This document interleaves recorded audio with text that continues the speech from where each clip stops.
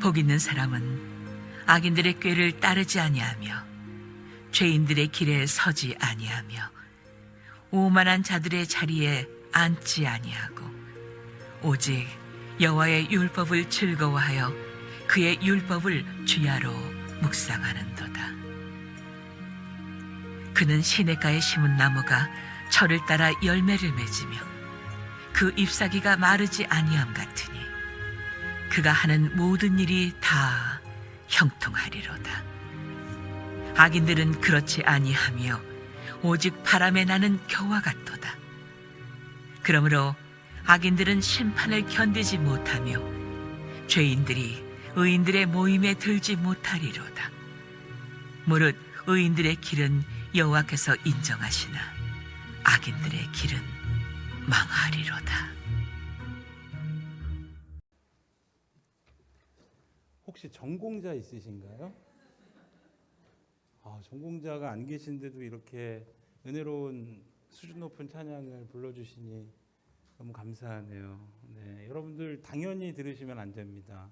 저는 많은 교회를 이렇게 가보았는데 우리 영천교회 찬양대처럼 가성비가 높은 네, 인원 대비 수준이 너무 높아서 네, 지휘자님이 훌륭하신 건지 아니면 네, 지휘자님이 겸손하기도 하시고 정말 네, 다시 한번 하나님께 영광의 박수 올려드리겠습니다. 우리 앞뒤 좌우의 분들과 이렇게 인사했으면 좋겠습니다. 은혜 받고 행복하세요. 네, 은혜 받고 행복하세요. 네, 네. 네, 여러분 한번 웃어보세요. 활짝. 네, 네. 여러분 여기 앞에 한번 서보세요. 굉장히 자칫 잘못하면 시험에 듭니다. 네. 지금은 안 될 것 같아요. 여러분들 이렇게 웃는 모습 너무 감사하고요. 웃으면 웃을수록 상대방도 행복하지만 내가 행복합니다. 네, 그리고 내가 감사의 말을 많이 할수록 이 뇌가요 단순해요. 그래서 속아요. 힘든데도 감사하다, 행복하다, 기쁘다 하면 그렇게 돼요. 하나님이 뇌를 그렇게 창조하셨어요.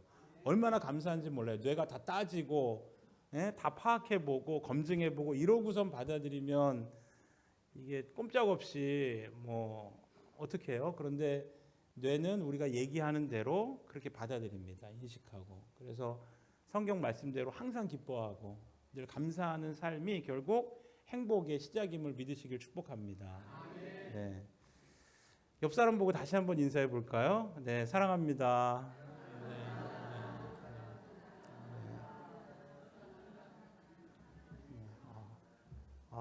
정말 진짜 사랑하시는 모습이 얼마나 아름다운지 모릅니다.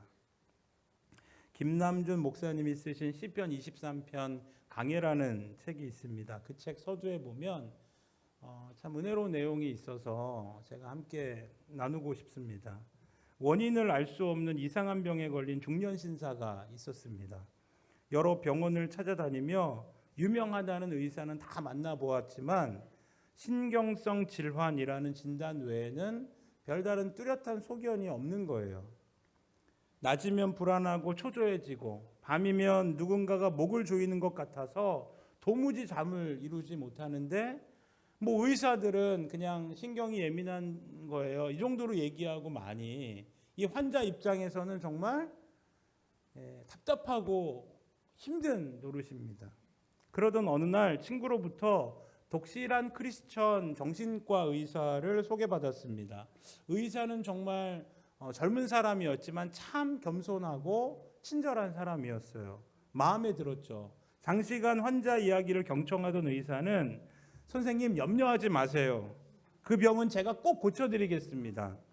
라고 말한 후에 하얀 봉투를 환자에게 내밀었습니다. 선생님의 병은 웬만한 약으로는 고칠 수 없는 질병입니다. 제가 매우 귀한 약을 처방했습니다.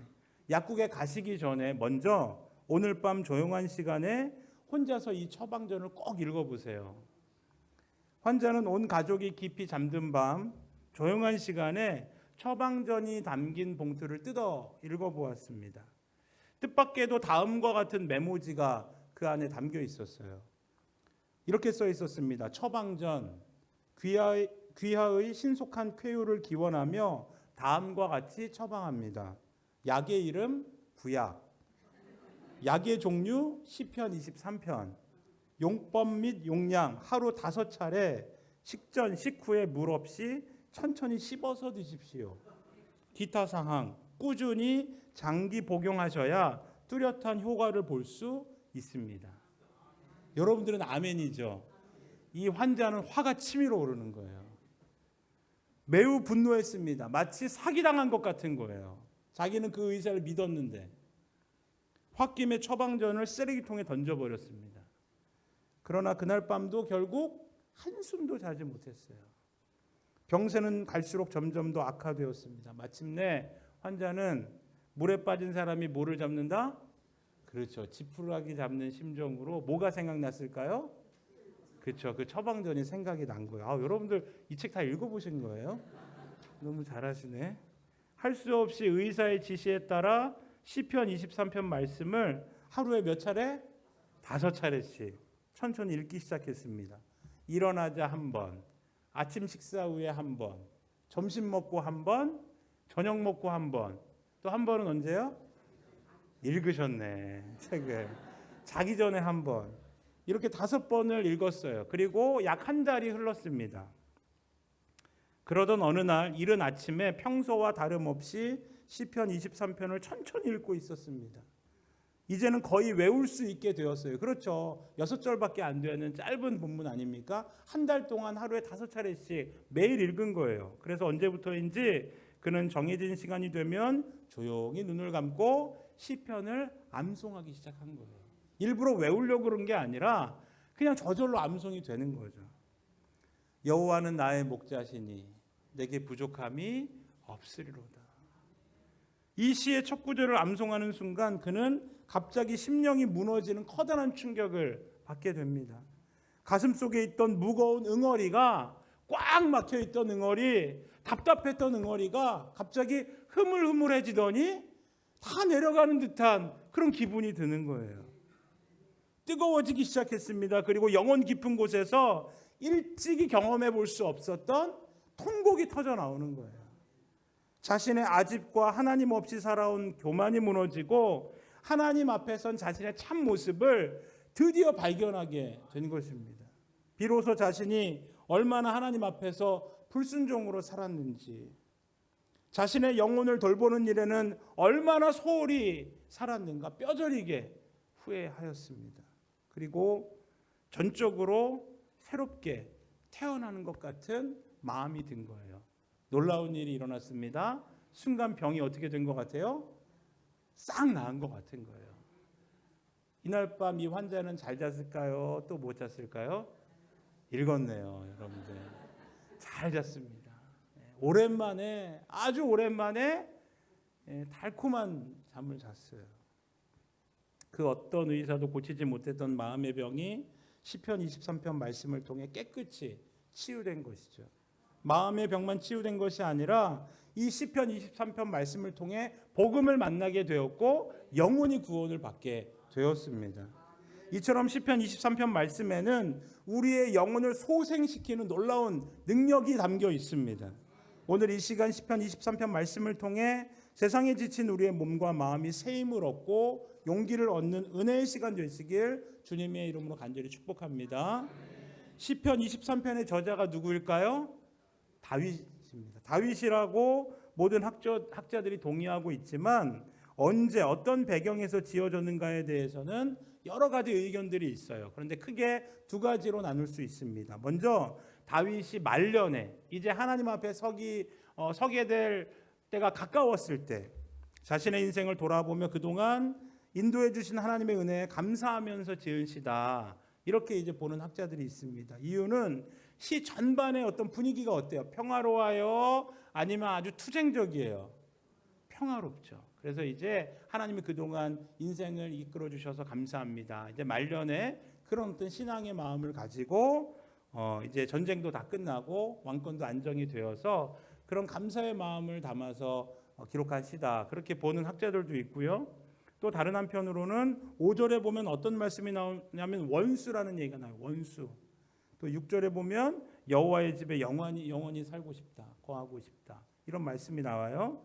그러니까 이걸 보면서 학자들은 다윗이 평안할 때가 아니라 고난받을 때, 특별히 아들 누구요? 압살롬에게 쫓길 때, 예루살렘을 떠났을 때, 그때 아마 기록한 시일 것이다. 그렇게 보기도 합니다. 우리는 다윗이 언제 이 시를 기록했는지 정확히는 알 수 없어요. 천국 가서 물어보세요. 다윗에게 언제 기록했는지. 그런데 분명한 것이 있습니다. 중요한 것은 다윗이 평안할 때 기록했던 아니면 고난을 만났을 때 기록했든지 간에 다윗은 언제나 하나님이 목자가 되셔서 나의 삶을 인도해 주셨다라고 고백할 수 있는 믿음의 사람이었다라는 것입니다. 다윗은 이런 확신이 있었습니다. 나의 삶을 인도해 주시는 분은 하나님이시다. 여호와가 내 목자가 되신다. 이 믿음을 지금 고백하고 있는 것이죠. 다윗을 인도해 주신 하나님, 오늘 우리도 인도해 주실 줄 믿습니다. 그렇다면 하나님의 인도하심에는 어떤 특징이 있을지 세 가지로 우리 간단히 살펴보겠습니다. 첫째, 부족함 없이 채우신다는 거예요. 어떻게 채우신다고요? 부족함 없이. 그냥 찔끔찔끔 겨우겨우 이렇게 채우시는 게 아니라 부족함 없이 넘치도록. 하나님은 은혜를요 적당히 주시지 않아요. 늘 성경 말씀에 보면 차고 또 차고 흘러 넘치도록 채우시고 모자라지 않게 감당할 수 없게 그렇게 하나님께서 은혜를 주세요. 그래서 부족함 없이 채우시는 놀라운 하나님의 인도하심을 지금 고백하고 있습니다. 1절과 2절 말씀 우리 함께 한번 읽어보겠습니다. 1절과 2절 말씀입니다. 여호와는 나의 목자시니 내게 부족함이 없으리로다. 그가 나를 푸른 풀밭에 누이시며 쉴만한 물가로 인도하시는도다. 아멘. 목자는 양이 필요한 것은 부족함 없이 다 채워져요. 우리는 목축업을 하는 문화가 아니라 농업국가 아닙니까? 잘 모르지만 이스라엘에 가면 또 몽골 이런 데 가면 목축업을 합니다. 그러면 양이나 이런 동물들이 다 누굴 쫓아다닐까요? 목자를 쫓아다녀요. 신기해요. 양이 수고하지 않아도 목자가 푸른 풀밭과 쉴만한 물가로 다 인도해 주기 때문에 목자 쫓아가는 거예요. 그러니까 걱정할 게 없어요. 이 양은 누구만 쫓아가면서 산다? 목자 쫓아가면서 산다. 이걸 아는 거예요. 그럼 양은 뭐 하면 될까요? 잘 먹고 잘 자고 잘 싸고 잘 놀면 돼요. 그럼 양은 그렇게 살면 됩니다. 그러면 충분해요. 이게 양과 목자의 관계예요. 성경 말씀대로라면 먹고 살 걱정은 누가 하는 거예요? 양이 하는 거예요? 목자가 하는 거예요? 목자가 하는 거예요. 성경 말씀이 그래요. 이건 제가 얘기하는 게 아니라 성경 말씀이 그래요. 그래서 주님이 마태복음 6장 31절 말씀에 이르기를 그러므로 염려하여 이르기를 무엇을 먹을까? 무엇을 마실까? 무엇을 입을까? 하라? 하지 말라. 이것은 양이 걱정할 일이 아니라 하나님께 맡길 일이다라는 거예요. 그러니까 핵심은 뭐 하지 말아라? 염려하지 말라는 거예요. 여러분 염려 안 하세요?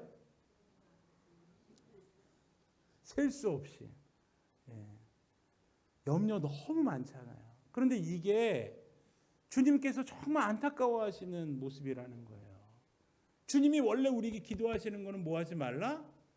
염려하지. 믿음 있다고 하면서 염려하면 안 되는 거예요. 제가 고백합니다. 저희 둘째가 갑자기 공부를 하는 거예요. 그전엔 안 했다는 얘기처럼 들리기 때문에 제가 좀 그렇지만 막 방학인데 독서실을 계속 가는 거예요. 도서관을 가는 거예요. 그래서 제가 첫째한테 전화를 걸어서 동생 어디 갔니 했더니 도서관 갔대요. 그래서 제가 그랬어요. 야, 걔 괜찮은 거야? 걔 진짜 공부하는 거야? 그랬더니 첫째가 하는 말, 아빠는 도서관을 안 가도 걱정, 가도 걱정. 도대체 어떡하자는 얘기예요? 그러는 거예요. 제가 충격을 받았습니다. 이런 믿음 없는 목사를 용서하시기 바랍니다. 우리는 늘 근심 걱정이 충만해요. 가도 걱정, 안 가도 걱정. 이건 다 누가 구하는 거라고요? 이방인들이 구하는 거예요. 6장 32절 말씀. 이는 다 이방인들이 구하는 것이라. 너희 하늘 아버지께서 이 모든 것이 너희에게 있어야 할 줄을 어떻게 하신다고요? 아신다. 이방인들은 누구냐? 하나님을 모르는 사람들이에요. 그런 사람들은 염려할 수 있어요. 왜? 하나님을 모르기 때문에. 부모님이 없기 때문에 염려할 수 있어요. 부모님이 있으면 염려. 여러분 어렸을 때, 지금이야 뭐 크셨으니까 그렇지만 어렸을 때 부모님만 있으면, 아빠만 있으면 든든하지 않았습니까? 엄마만 있으면 행복했잖아요. 저는 그랬어요. 엄마 아빠만 있으면 세상을 다 가진 것 같았어요. 두려울 것도 없고 무서울 것도 없고 정말 행복했습니다. 특별히 어머님이 이렇게 밖에 일을 하셨기 때문에 제 소원은 어머님과 하루라도 함께 있는 게 제 소원이었어요. 신발도 숨기고 막 그랬어요. 어떻게 귀신같이 찾아내시는지 그냥. 저는 어머니와 함께 있는 게 소원이었어요. 그러면 됐거든요. 염려할 게 없어요. 걱정할 게 뭐가 있어요. 아버지가 계시는데. 세상 사람들은 안 계시잖아요. 그러니까 걱정할 수 있는 건데 우리는 걱정하지 말라는 거예요. 아버지가 계시는데 왜 걱정하니? 예수님이 그렇게 말씀하시는 것이죠. 염려는 특징이 있습니다. 마치 눈덩이와 같아요. 여러분 어렸을 때 눈사람 다 만들어 보셨죠? 안 만들어 보셨어요? 이번 겨울에 꼭 만들어 보세요. 꼭 저한테 검사 맡으세요. 하나씩 만드셔서. 한 번에 큰 눈덩이를 만드나요? 아니죠. 해보셨네. 처음엔 어떻게 해요? 작게 손 안에 쥐고 막 꼭꼭 눌러가지고 만들잖아요. 그 다음에 어떻게 합니까? 굴려요. 진짜 제주꾼들은 뭐로 처음에 시작? 연탄으로 시작하잖아요. 저도 연탄 사용했거든요. 여러분들 사용 안 하셨나 봐요. 꼭꼭 눌러가지고 굴리기 시작하면 금세 어떻게 돼요? 눈이 커집니다. 눈덩이에 뭐가 붙어요? 눈이 붙어요. 그래서 큰 눈덩이가 되는 것이죠. 염려가 그래요. 처음부터 큰 염려를 하는 것이 아니에요. 처음에는 어떻게 시작해요? 찾기 시작해요. 그래서 예수님 말씀하세요. 무엇을 먹을까? 무엇을 입을까? 무엇을 입을까? 이게 큰 것 같아요? 작은 것 같아요? 크지 않아요. 그냥 일상에 그냥 아주 다양한 염려들이에요. 아, 버스가 늦네. 오늘 뭘 먹지? 이거 찢어졌네. 이거 빼먹었네. 다양한 잡다한 염려들. 하지만 그 염려들에 어떻게 돼요? 다른 염려들이 들러붙기 시작합니다. 그러면 염려가 점점 더 커지는 것이죠. 그러면 어떻게 되느냐? 당장에 죽을 것 같고요. 내 인생이 끝장난 것 같고요. 미래가 없을 것 같아요. 모든 것이 실패한 것 같고 더 이상 살아갈 의미가 없는 것 같습니다. 염려의 늪에, 염려의 수렁에 빠지고 만 것이죠. 그런 사람들이 의외로 많아요. 내가 헛살았구나. 나에게는 미래가 없구나. 내가 더 이상 살아서 뭐 하나. 나를 사랑해 주는 사람이 아무도 없네. 내가 가진 게 아무것도 없네. 그 염려의 늪에 빠져서 그래. 실상을 보면 아니에요, 여러분. 속고 있는 거예요. 하나님이 우리에게 주신 게 너무 많아요. 내가 그걸 못 봐서 그렇지. 우리의 눈이 가려져 있는 것이죠. 이 염려의 늪에 빠져가지고. 티끌 같던 염려가 태산처럼 퍼집니다. 그러므로 염려를 키우지 말고 그때그때 바로바로 처리하는 게 참 중요합니다. 염려를 안 하는 것이 우리의 목표예요. 왜냐하면 예수님이 염려하지 말라고 하셨으니까. 그렇다면 연습이 필요합니다. 어떤 연습을 해야 하는가? 염려가 생길 때마다 누구에게 맡기는 거예요? 목자에게 맡기는 거예요. 목자 대신 예수님께 다 아뢰는 것입니다. 여호와는 나의 목자시니 내게 부족함이 없으리로다. 그렇게 기도하는 거예요. 그걸 하는 것과 안 하는 것과는 천지 차이입니다. 그러면 염려가 사라져요. 앞에서 언급한 것처럼 환자가 처음부터 한 번에 잘 된 게 아니에요. 꾸준히 반복해서 그 시편 23편 말씀을 암송했잖아요.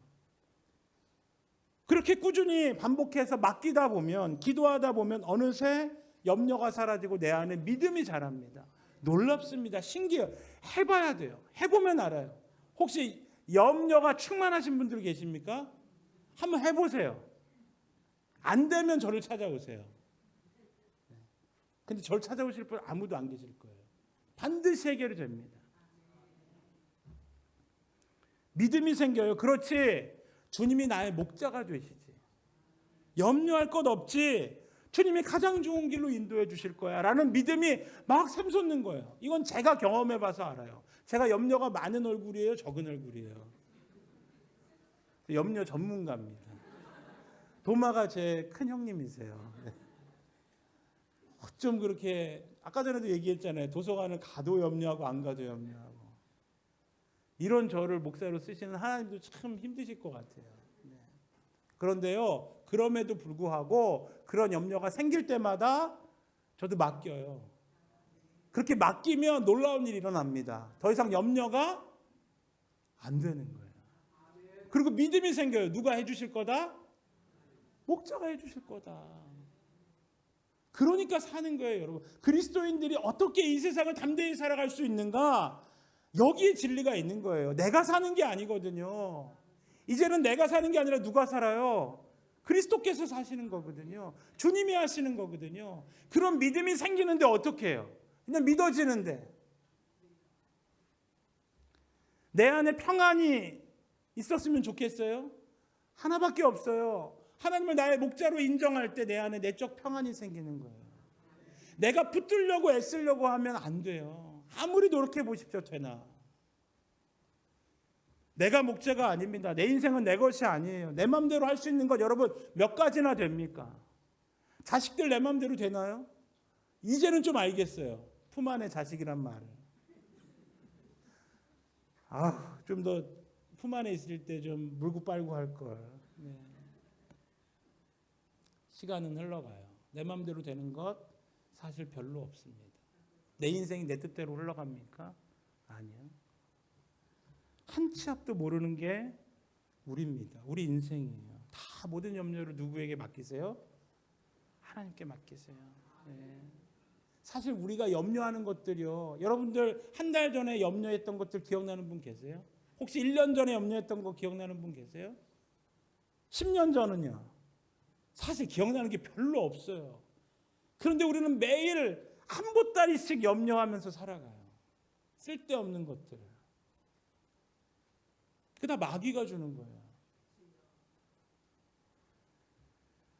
천지 만물을 창조하신 하나님께서 우리의 부족함을 온전히 채워주실 줄 믿습니다. 네. 하나님의 인도하심에는 또 어떤 특징이 있는가? 둘째, 영혼을 소생시키시고 의의 길로 인도하세요. 예. 우리 3절 말씀 함께 읽어볼까요? 시작. 내 영혼을 소생시키시고 자기 이름을 위하여 의의 길로 인도하시는도다. 아멘. 소생은요 히브리어로 그 회복을 뜻합니다. 회복. 그러므로 영혼을 소생시킨다라는 것은 영혼의 회복을 얘기하는 거예요. 하나님의 인도하심 속에는 영혼의 회복이 있다라는 거예요.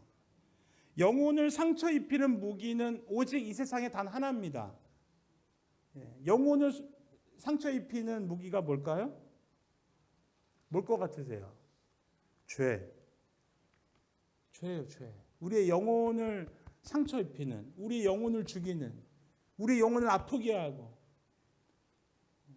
죽게 만드는 무기는 죄예요, 죄. 그러므로 영혼을 소생시키신다는 뜻은 우리의 상처받은 영혼, 죄로 인해서 상처받고 희망 없고 더 이상 아무것도 할 수 없는 우리의 영혼을 소생시키시고 치유하신다. 그런 뜻이 담겨 있는 것이죠. 여러분, 칼이나 흉기로 인해 몸에 입은 상처가 낫기 쉬워요? 아픈 말이나 악한 말로 인해 마음에 입은 상처가 낫기 쉬워요? 정말 유치원인가요, 여기? 여러분들 몸에 입은 상처는 금방 저기 개 물렸어요, 여기 제가 몇 달 전에. 근데 지금은 뭐 흉터도 없습니다. 근데 제가요 한 10년 전에 어떤 친구로부터 정말 못된 말을 들었어요. 그 마음의 상처는 아직도 흉이 크게 남아 있습니다. 용서했다고는 했지만 가끔씩 생각하면 떠올라요. 근데 이 상처는요 안 아파요. 여러분들 이따가 와서 한번 만져보세요. 네. 하나도 안 아파요. 마음에 입은 상처는요, 어쩌면 영원히 치유되지 않을 수도 있어요. 말이 그만큼 무서운 거예요. 우리의 영혼에 입은 상처는요, 세상의 어떤 것으로도 결코 치유할 수가 없습니다. 죄는 타인의 영혼에도 상처를 주지만 가장 먼저 자신의 영혼에 상처를 줍니다. 죄를 지으면 당장은 육신이 행복할지 몰라요. 그렇죠? 죄는 왜 지어요? 좋으니까. 육신이 만족하니까 죄를 짓습니다. 억지로 죄 져요. 정말 짓기 싫은데 죄. 그게 다 거짓말이에요. 죄 짓고 싶어서 짓는 거예요. 좋아서 짓는 거예요. 이건 우리 선조들도 알아요. 평양감사도 자기가 싫으면 해야 안 해요. 근데 죄는 싫은데 억지로 했다고요? 자기가 좋아서 짓는 거예요. 그런데 육신은 행복할지 몰라도 내 영혼은 깊은 상처를 받는다고요. 내가 그걸 몰라서 그래요. 칼은 위험하다고 막 조심하면서 죄는 위험한 줄을 몰라요. 큰 죄도 위험한 줄을 몰라요. 작은 칼도 그렇게 조심하면서 큰 죄는 막 휘둘러요. 상처를 입습니다. 깊은 상처. 시간이 지나면 지날수록 상처는 더욱 벌어지고 곪고 덧나서 결국 죽을 병이 되는 거예요. 죄는 반드시 영혼의 병을 가져오고 결국 죄로 인해 모든 사람이 비참하게 살다가 죽을 운명에 빠지는 것이죠. 그게 우리의 실존이에요. 여러분, 죄 짓고 마음 편히 사는 사람 있나요?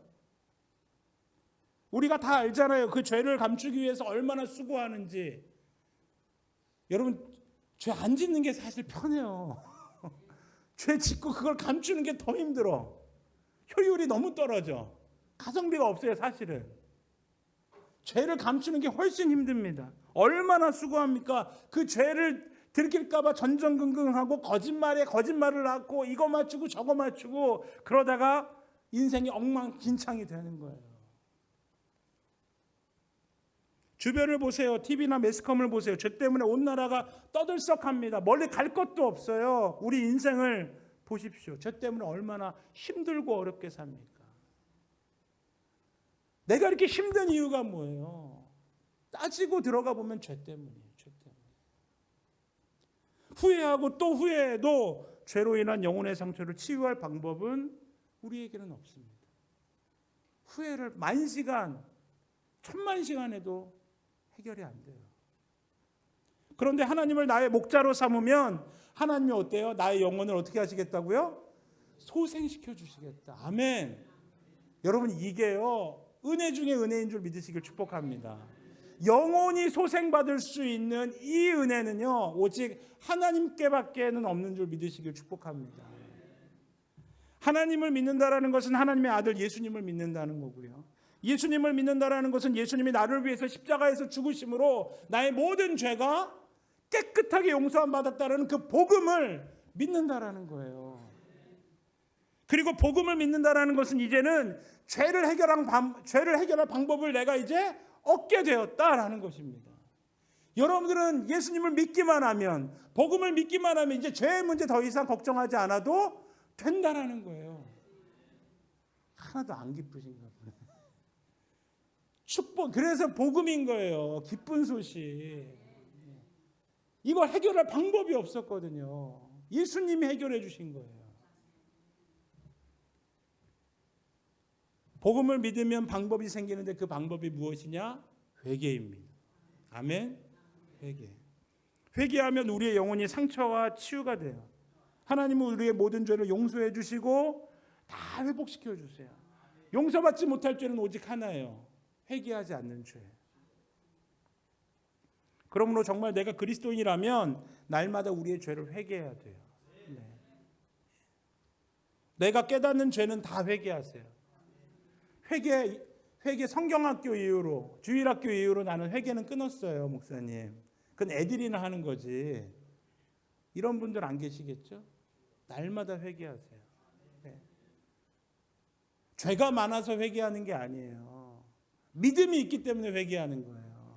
회개하지 않는 사람은 죄가 없어서 회개 안 하는 게 아니에요. 믿음이 없기 때문에 회개 안 하는 거예요.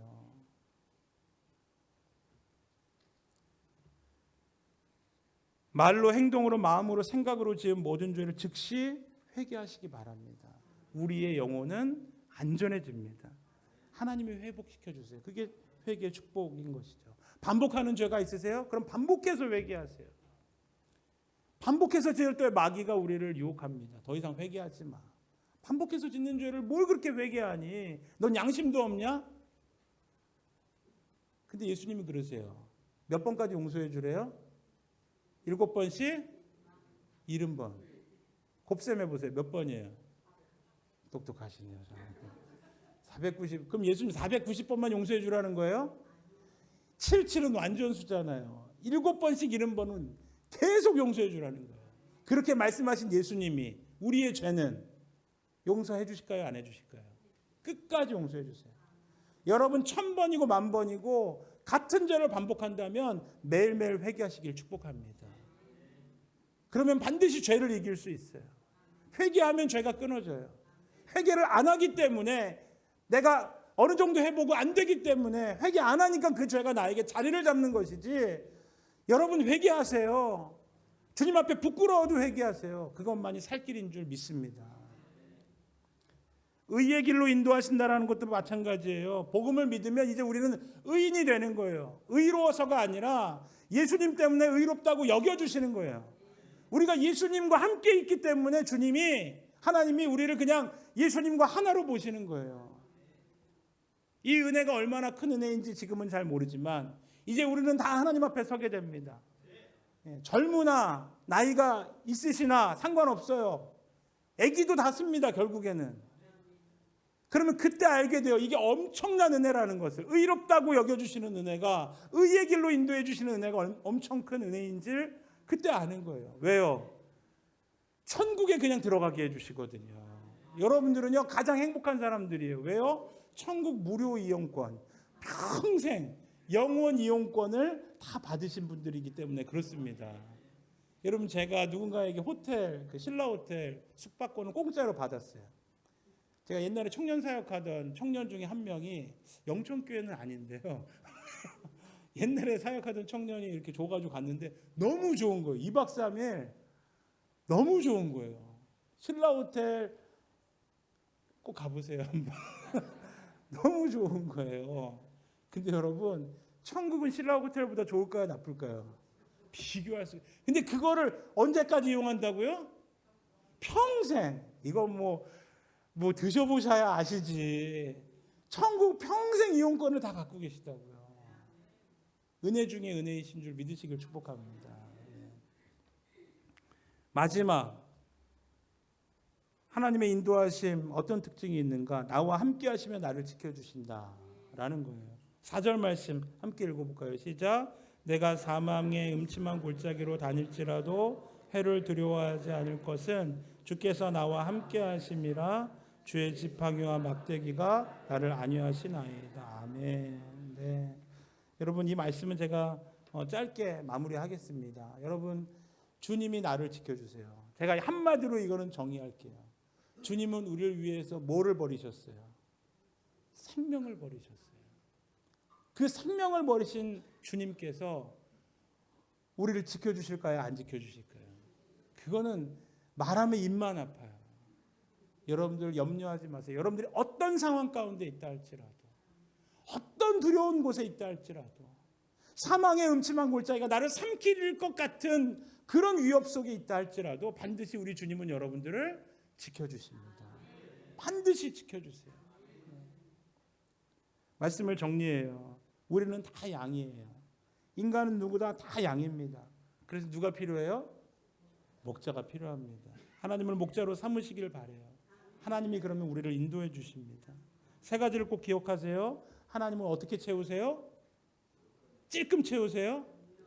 부족함 없이 채우시고요.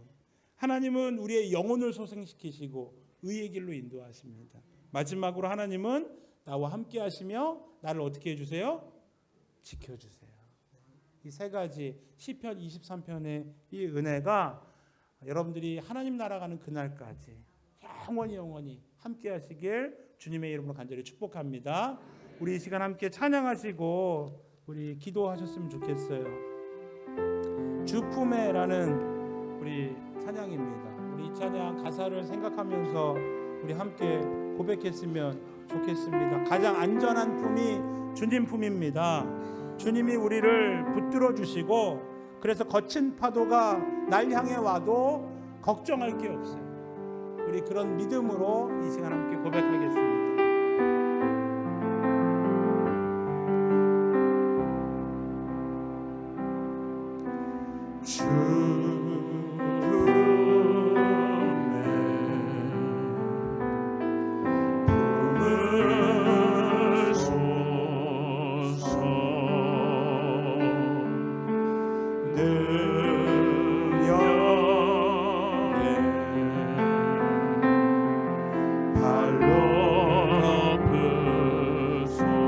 주님 안에 나 거하니, 주님 안에 나 거하겠습니다. 나 거하니.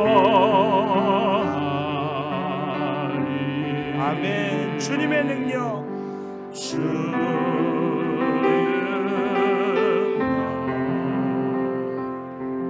나 잠잠히 믿음으로 고백합니다. 거친 파도 날 향해 와도 주와 함께 나오느니,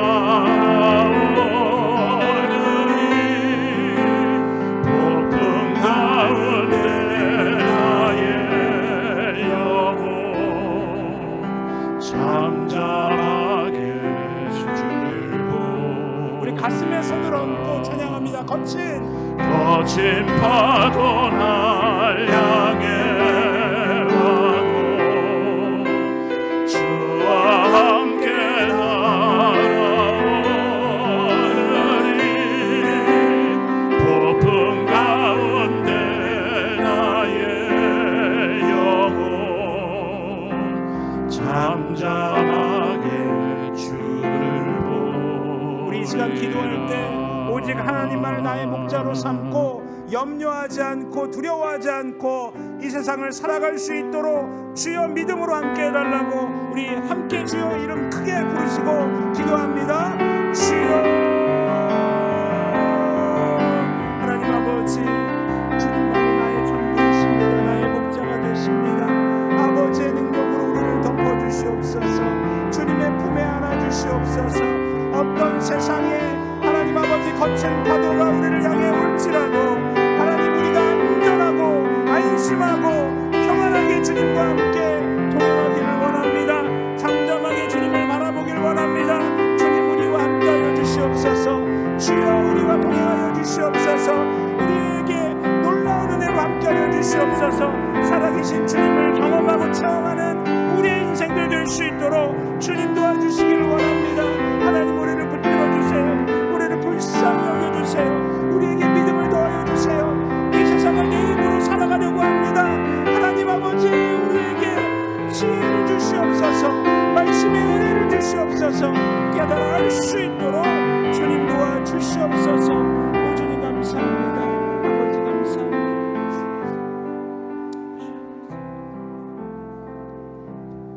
하나님 감사합니다. 양이 목자를 바라보듯 언제나 주님 바라보는 우리 모든 성도들 되게 하여 주옵소서. 나사렛 예수 이름으로 두려움이 떠나가고 걱정이 떠나가고 낙심이 떠나가고 질병이 떠나가고 결핍이 떠나가고 오직 주님으로 인하여 충만한 삶을 살아갈 수 있는 우리 모두가 되게 하여 주시옵소서. 감사하며 예수님의 이름으로 기도합니다. 아멘.